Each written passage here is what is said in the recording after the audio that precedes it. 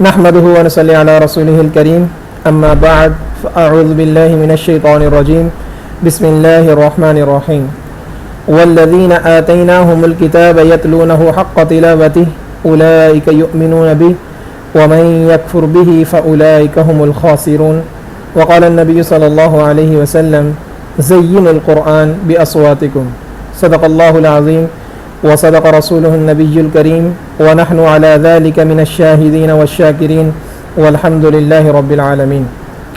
تجوید قرآن کے کورس کے تمام شرکاء کو السلام علیکم ورحمۃ اللہ وبرکاتہ۔ آپ صلی اللہ علیہ وسلم نے فرمایا کہ تم میں سے بہتر وہ ہے جو قرآن سیکھے اور سکھائے۔ الحمدللہ ہم یہ فضیلت کو حاصل کر رہے ہیں۔ سب سے پہلے ہم بات کریں گے کورس کے حاصلات سے کہ اس کورس میں ہم کیا حاصل کرنا چاہ رہے ہیں، ہمارا آؤٹ کمز کیا ہے۔ تو پہلے نمبر پہ قرآن مجید آئین پاکستان کے آرٹیکل 31 کے تناظر میں قرآن مجید کی تعلیمات سے آگاہ ہو سکیں، یہ ہم سے اتنا ریلیٹڈ نہیں ہے۔ آگے قرآن مجید کی تلاوت کی اہمیت اور اس کے آداب سے واقف ہوں، قرآن مجید کی تلاوت درست تلفظ، رموز اوقاف، تجوید اور روانی سے کر سکیں، عربی حروف تہجی کی اشکال، مخارج، ان کی صفات، آواز کی شناخت کر کے درست ادائی کر سکیں، تجوید کے بنیادی تصورات اور قواعد کو جان سکیں، عربی زبان میں حرکات کی اہمیت جان سکیں اور ان کی اشکال اور آوازوں کی درست ادائی کر سکیں۔ تو یہ ہمارے کورس کے حاصلات تعلم ہیں۔ تو ہم کوشش کریں گے کہ ہم ان تمام اپنے اہداف، گولز اور جو ایمز ہیں ان کو ہم اچیو کریں۔ درست تلاوت قرآن کے لوازمات کیا ہیں کہ حروف کی مکمل اور عادی اشکال کی پہچان ہو۔ جو حروف لکھے جاتے ہیں یا الفاظ لکھے جاتے ہیں اس میں حروف یا مکمل شکل میں آتے ہیں یا عادی اشکال میں آتے ہیں، مزید آگے بات کریں گے۔ مخارج کی شناخت کر کے درست ادائی کر سکتے، مخارج کہ جہاں سے حروف ادا ہوتے ہیں ان مخارج کو ہم درست ادا کریں۔ حرکات، علامات کے اشکال میں فرق اور آوازوں کی پہچان کر سکیں کہ حرکات میں آواز کیا آئے گی حرکات کے بدلنے سے، اور علامات میں آواز میں کیا فرق پیدا ہوگا۔ حروف مدہ اور حروف لین کے تصورات، اس سے ہم آگاہ ہو جائیں، حروف مدہ کو کیسے پڑھنا ہے، حروف لین کو کیسے پڑھنا ہے، کبھی پر اور کبھی باریک پڑھے جانے والے حروف کہ کون سے حروف ایسے ہیں جو کبھی موٹے اور کبھی باریک ہوتے ہیں، وہ 3 حروف آگے مزید بات کریں گے۔ حروف قلقلہ کی پہچان اور ان کی درست ادائی کہ قلقلہ والے حروف کون سے ہیں اور قلقلہ ادا کیسے کرنا ہے اور اس کے لیولز کیا ہیں۔ حروف مقطعات کی ادائی، حروف مقطعات کی پوری بحث آئے گی انشاءاللہ۔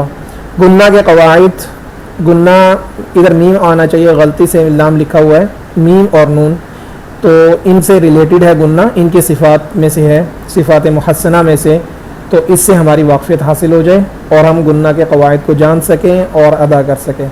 الف زائدہ اور نون قطنی کی بحث ہے کہ الف زائدہ کو ہم پہچان سکیں اور اس کو نہ پڑھیں، اور نون قطنی کا کیا تصور ہے اور اس کے قواعد کیا ہوتے ہیں۔ رموز و اوقاف، قرآن مجید میں علامات لگائی جاتی ہیں ہماری آسانی کے لیے، ہمیں ان سے واقفیت ہو اور ان کے قواعد کو ہم فالو کر لیں، اور وقف میں ہم نے کیسے ٹھہرنا ہے، کیا تبدیلی آتی ہے ٹھہرنے پر، ان سے ہماری واقفیت حاصل ہو جائے۔ تو آگے بڑھتے ہیں، پہلے نمبر پہ ہم بات کریں گے تجوید کی، چونکہ یہ فن تجوید کو ہم بات کر رہے ہیں۔ تو تجوید کا لغوی معنی کیا ہے اور اصطلاحی معنی کیا ہے۔ لغوی معنی سے مراد یہ ہوتا ہے کہ لغت میں جب یہ لفظ اہل لغت نے لکھا ہے تو یہ کس معنی میں مستعمل ہوتا ہے، اور اصطلاحی معنی کا مطلب یہ ہے کہ خاص گروہ یا خاص طائفہ یا خاص جماعت وہ اس لفظ کو کس معنی میں استعمال کرتی ہے، تو وہ اس کا اصطلاحی معنی ہو جائے گا۔ تو لغوی معنی کا تعلق لغت سے ہوتا ہے اور اصطلاحی معنی کا تعلق خاص جماعت کی اصطلاح سے ہوتا ہے کہ وہ یہ لفظ بول کے اس سے کیا مراد لے رہے ہوتے ہیں۔ تو تجوید کا لغوی اور اصطلاحی معنی، تو تجوید کا لغوی معنی ہے عمدہ بنانا، حسن پیدا کرنا، اس کو ہم ذہن میں رکھیں گے کہ تجوید کا لغوی معنی عمدہ بنانا، حسن پیدا کرنا ہے، اور تجوید کا اصطلاحی تعریف یہ ہے کہ ہر حرف کو اس کے مخرج سے نکالنا، اس کی تمام صفات کو ادا کرنا۔ تو 2 چیزیں ہیں، ایک ہے کہ حرف مخرج سے ادا ہو جائے، یہ پہلی چیز ہے، اور دوسری چیز ہے کہ اس حرف کی صفات بھی ساتھ ہی ادا ہو جائیں، تمام صفات بھی ساتھ ہی ادا ہو جائیں. یہ دو بنیادی ستون کہلاتے ہیں. یہ پہلا ستون ہے تجوید کا اور یہ دوسرا ستون ہے جس پر تجوید قائم ہوتی ہے. تو اگر پوچھا جائے کہ تجوید کے ستون کتنے ہیں تو اس تجوید کے ستون دو ہیں, مخرج اور صفات, کہ حرف مخرج سے ادا ہو رہا ہو اور صفات کے ساتھ ادا ہو رہا ہو. اگر یہ دونوں چیزیں مکمل ہو رہی ہیں حرف کی تو گویا کہ وہ حرف تجوید کے مطابق ادا ہو رہا ہے. تو تجوید کا اصطلاحی معنی کہ ہر حرف کو اس کے مخرج سے نکالنا اور اس کی تمام صفات کو ادا کرنا تجوید کہلاتا ہے. یہ اصطلاحی معنی ہے اہل فن کے ہاں. اور تجوید کا موضوع کیا ہے؟ حروف تہجی ہے, کہ تجوید میں ہم بحث کس سے کریں گے؟ حروف تہجی سے, کیونکہ حروف سے الفاظ بنتے ہیں, الفاظ سے جملے بنتے ہیں, آیات بنتی ہیں اور آیات سے رکوع بنتے ہیں اور رکوع سے آگے صورتیں اور سپارہ اور منزل اور قرآن. تو یہ بنیادی چیز حروف تہجی ہے. تو اسی پر بحث ہوگی کہ اس حرف کا مخرج کیا ہے اور مخرج سے نکلتے ہوئے کون سی صفات کو ہم نے ادا کرنا ہے. اس کے بعد غرض و غایت تجوید کا مقصد حروف کی صحیح ادائی ہے, کہ ہم تجوید کیوں پڑھ رہے ہیں؟ کہ ہر حرف کو ہم صحیح ادا کرنے والے بن جائیں. جتنے حروف تہجی ہیں, عربی حروف تہجی 29 ہیں اشکال کے اعتبار سے, الف با تا ثا جو بھی ہیں, یہ ٹوٹل ان کی تعداد 29 ہے. اور آواز کے اعتبار سے ان کی تعداد 28 ہے, چونکہ الف کی اپنی آواز نہیں ہوتی, یہ صرف اپنے سے پہلے حرف کی آواز کو لمبا کرتا ہے حروف مدہ ہونے کی صورت میں. تو ٹوٹل ہمارے پاس حروف 29 ہیں, تو ان کی ہم صحیح ادا کرنے والے بن جائیں, یہی ہماری تجوید کا مقصد ہے. دوسرا سوال ہمارے پاس ہے تلاوت سے کیا مراد ہے؟ تلاوت کا جب لفظ بولا جاتا ہے تو اس سے کیا مراد ہے؟ تلاوت کا لغوی معنی ہے پیچھے چلنا. پیچھے چلنا ایک اس کا معنی یہ ہے, جیسے سورۃ والشمس میں آتا ہے والشمس وضحاها, یہاں والقمر اذا تلاها میں تلا جو لفظ ہے یہ تلاوت سے نکلا ہوا ہے, اس کا معنی پیچھے چلنا ہے. اور الذین یتلون ایک اس کا معنی دوسرا بھی ہوتا ہے تلاوت کرنا. تو الغرض یہ دو معنوں میں مستعمل ہوتا ہے, پیچھے چلنا اور تلاوت کرنا. بنیادی طور پر تلاوت کی اصطلاحی تعریف یہ ہے قرآن مجید کو تجویدی قواعد کے مطابق پڑھنا. صرف پڑھنا نہیں ہے بلکہ تجویدی قواعد کو فالو کرتے ہوئے پڑھنا تلاوت کہلائے گا. اور تلاوت کا فائدہ کیا ہے؟ ثواب دارین, ہم تلاوت کرتے ہیں اللہ رب العزت کی رضا کو حاصل کرنے کے لیے. اب تلاوت صحیح کیوں ضروری ہے؟ اس کے لیے قرآن کی بہت ساری آیات اور احادیث جہاں ان کا احاطہ ممکن نہیں ہے, چند آیات ہیں. پہلے نمبر پر سورہ المزمل کی آیت وَرَتِّلِ الْقُرْآنَ تَرْتِيلًا, اور قرآن کو ٹھہر کر پڑھیے. تو تلاوت میں 3 لیول ہوتے ہیں. پہلا لیول ترتیل کہلاتا ہے کہ قرآن کو بالکل آہستہ آہستہ پڑھنا, جیسے قاری جلسوں وغیرہ میں تلاوت کرتے ہیں, وہ ترتیل ہوتی ہے. اس کے بعد اگلا جو لیول ہوتا ہے وہ تدویر ہوتی ہے, جیسے کہ نمازوں میں امام حضرات ائمہ حضرات تلاوت کرتے ہیں.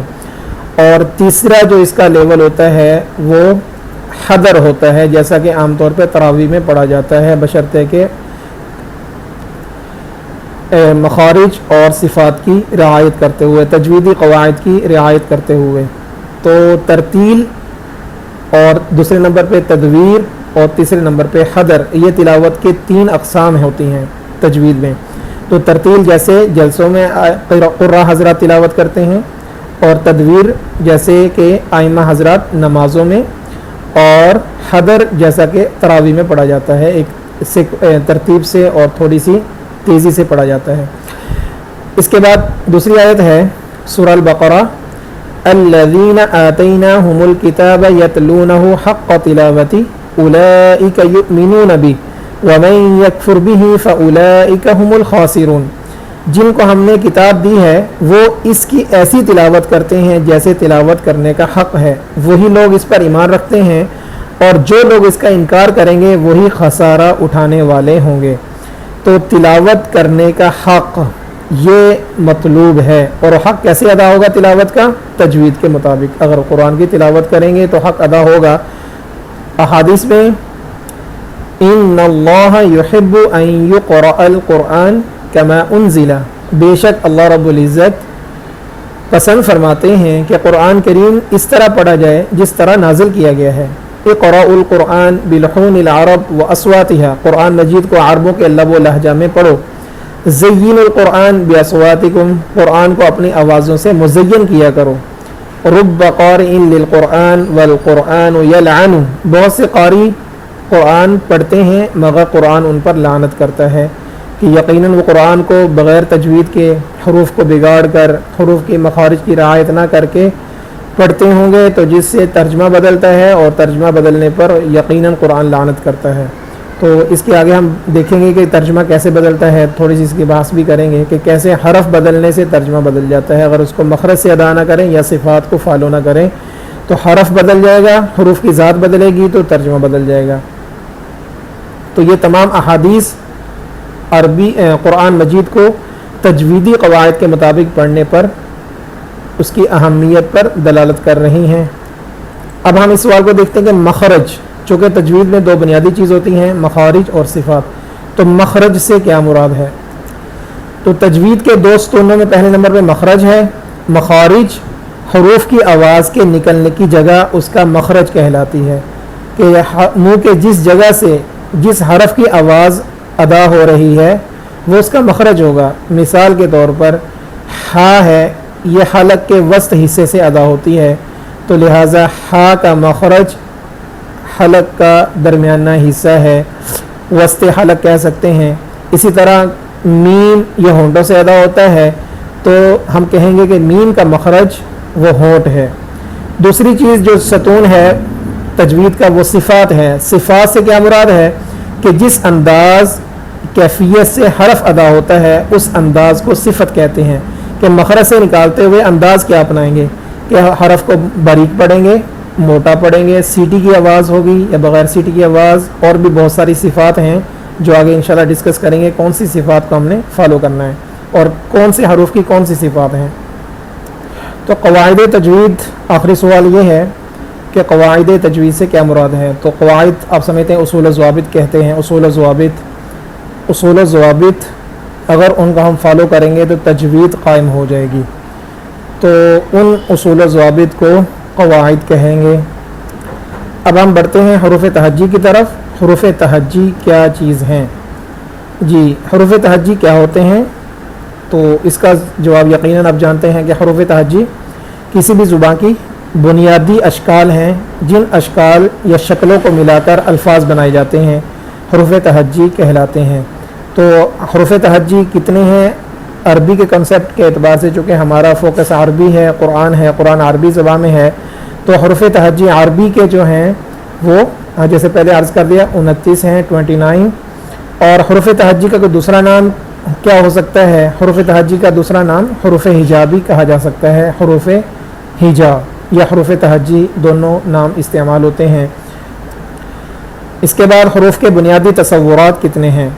حروف کے بنیادی تصورات کتنے ہیں اس کو ہم آگے جا کر دیکھتے ہیں. کہ ایک حرف ہے، کوئی بھی حرف لے لیں، با ہے، تا ہے، سا ہے، تو اس کے کون سے بنیادی تصورات ہیں جس پر وہ قائم ہوتا ہے؟ تو حروف کے بنیادی تصورات یہ ہمارے سامنے 3 ہیں.